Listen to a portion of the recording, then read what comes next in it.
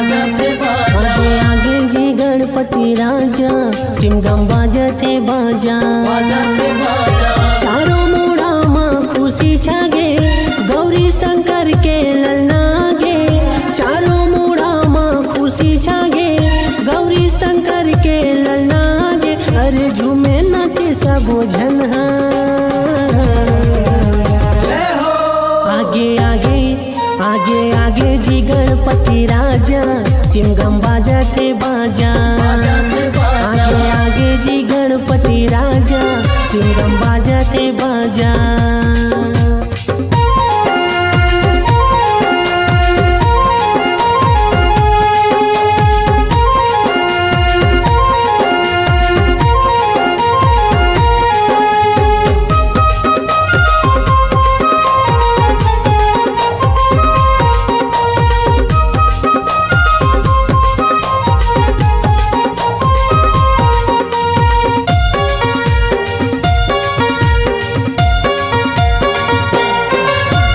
जय गणेश जय गणेश जय गणेश देवा।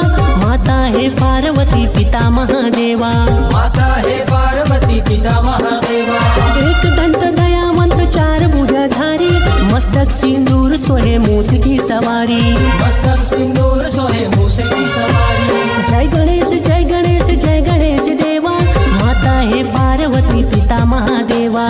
एक दंत दयावंत चार भुजाधारी मस्तक सिंदूर सोहे मूस की सवारी। चारों मुड़ा माँ खुशी जागे गौरी शंकर के ललनागे। अरे झूमे नाचे सबो झन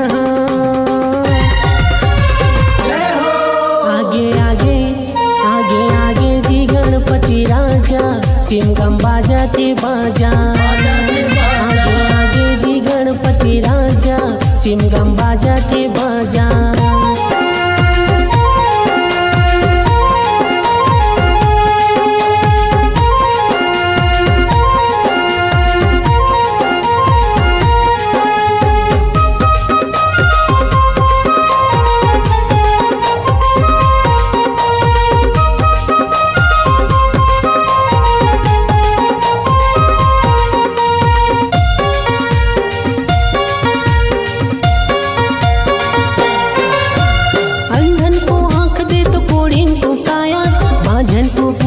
निर्धन को माया।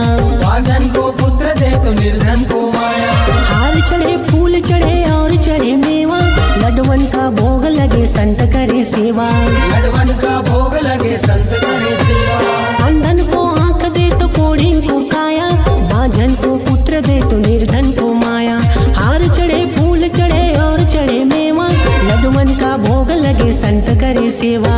चारों मुड़ा माँ खुशी छागे गौरी शंकर के ललनागे। अरे झूमे नाचे सबो झन